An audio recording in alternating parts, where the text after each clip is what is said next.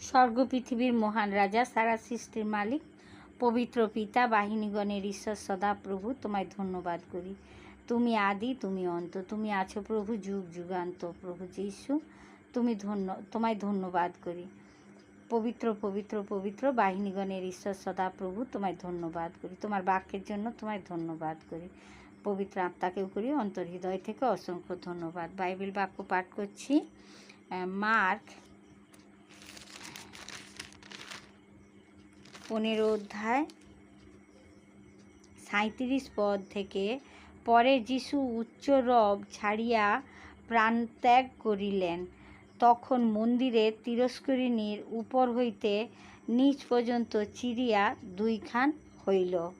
আর যে শতপতি তাহার সম্মুখে দাঁড়াইয়া ছিলেন, তিনি যখন দেখিলেন যে যীশু এই প্রকারে প্রাণত্যাগ করিলেন, তখন কহিলেন, সত্যি ইনি ঈশ্বরের পুত্র ছিলেন।